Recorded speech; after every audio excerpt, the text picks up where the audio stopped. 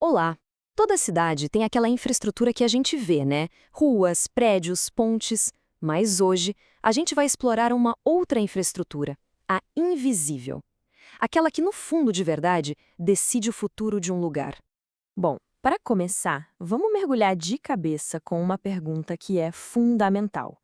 Antes mesmo de existirem leis, orçamentos, planos, o que é que organiza o sentido coletivo de uma comunidade? Quem define o que é importante? É justamente essa força invisível que a gente vai investigar hoje. E olha, essa citação resume a ideia central de uma forma perfeita. Cultura não é só um item a mais no orçamento, sabe? É o próprio campo onde as decisões acontecem. Pensa nela como se fosse o sistema operacional de uma cidade. Aquele programa que roda em segundo plano, quietinho, definindo os parâmetros para todo o resto. Para a gente entender essa dinâmica, nosso roteiro vai ser o seguinte, olha só. Primeiro a gente vai entender o que é esse tal de sistema operacional. Depois, vamos mergulhar num caso real, lá no Brasil, para ver o choque entre planos e política. Aí a gente analisa as soluções que foram propostas e, no fim, reflete sobre como é que se governa o futuro. Vamos lá. Então, nosso primeiro ponto. Normalmente, quando se fala em cultura na prefeitura, o que vem à cabeça? Eventos, shows, festas, certo? Mas a função da cultura na governança de uma cidade vai muito, mas muito além disso. É algo bem mais estrutural. É aqui que a definição ganha uma força enorme. A cultura é esse conjunto de coisas que permite a uma comunidade decidir, por exemplo, se um projeto é um gasto ou se ele é um investimento. Ela é o software que define os limites, os parâmetros para todas as outras decisões importantes. E isso tudo leva a duas posturas que são completamente diferentes. Uma cidade reativa é aquela que só apaga incêndios, que vive correndo atrás do prejuízo. Já uma cidade proativa, que entende e organiza a própria cultura, ela consegue planejar a longo prazo. Por quê? Porque ela sabe quem ela é e para onde ela quer ir. Agora, vamos sair um pouco da teoria e ir para um caso prático, ver como isso funciona na vida real. A gente vai analisar o Conselho Municipal de Política Cultural, o CMPC, da cidade de Ubatuba, que fica no litoral de São Paulo. Olha só esse documento. Ele é a prova de que o conselho não é um grupo informal ou um bando de ativistas. Muito pelo contrário. Ele é uma parte legítima, oficial, da governança da cidade, criado por lei. A função dele é ser exatamente a ponte entre o governo e a sociedade para organizar o campo cultural.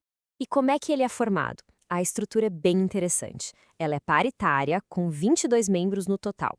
A maioria, 13 deles, representa a sociedade civil e o mais importante, eles são eleitos democraticamente pelos seus pares.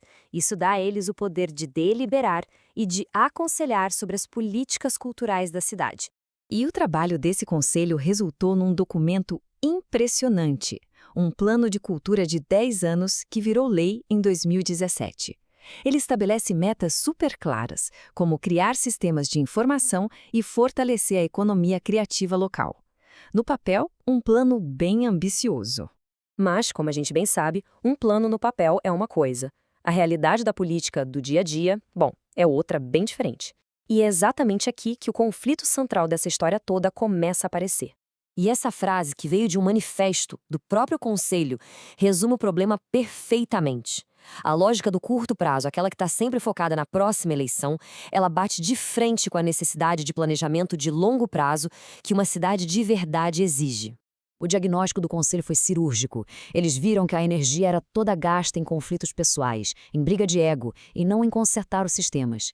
Que a pressa para fazer obra sem ter um plano antes transformava a gestão numa verdadeira colcha de retalhos. E pior, com cada secretaria trabalhando isolada na sua caixinha e com o planejamento sendo terceirizado, a cidade simplesmente perdia o controle do seu próprio futuro. Diante desse diagnóstico todo, o conselho não ficou só na reclamação. Ele foi lá e propôs uma transição. Uma transição para uma governança mais madura, baseada em método e não em improviso.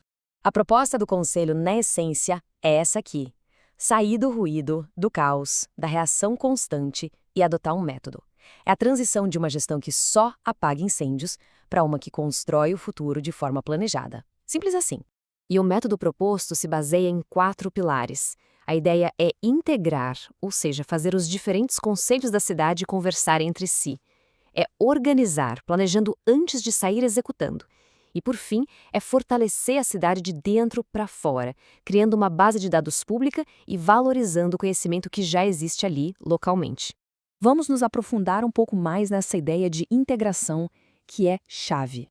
O diagnóstico principal é que a cidade pensa de forma fragmentada, como se fossem várias partes separadas. A proposta é criar as sinapses, as conexões, para ligar o cérebro da cidade. Desse jeito, o papel do Conselho de Cultura vai muito além do seu próprio setor.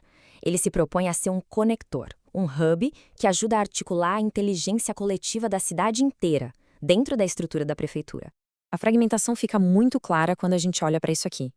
Existe conselho de meio ambiente, de urbanismo, de saúde, de turismo, só que cada um opera no seu próprio silo, na sua bolha, e raramente eles se comunicam.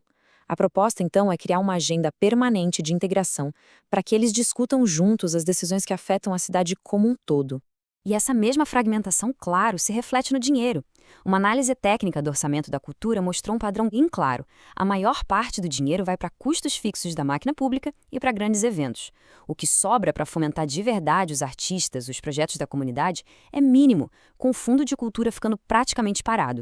E para resolver isso, as propostas são bem técnicas e focadas em inteligência. A ideia é criar ferramentas simples, como um relatório financeiro que todo mundo consiga entender e uma matriz para medir o impacto real dos eventos. E, o que é crucial, usar a tecnologia para criar um mapa cultural mostrando exatamente para onde o dinheiro está indo. E assim, a gente chega à conclusão. O trabalho desse conselho em Ubatuba vai muito além da cultura. Ele aponta para uma escolha fundamental, uma escolha sobre como uma cidade decide o seu próprio destino. No final das contas, o ponto crucial é este. A verdadeira escolha não é entre um projeto e outro. É entre continuar administrando os conflitos do dia a dia ou começar a administrar o futuro. É uma convocação para construir sistemas que pensem além do próximo mandato, da próxima eleição. E a gente termina com uma pergunta para reflexão, porque toda essa análise serve como um espelho. Qual é o sistema operacional da sua cidade? Quais são os valores, as memórias que definem o que é possível nela? Entender isso é o primeiríssimo passo para começar, de fato, a governar o futuro.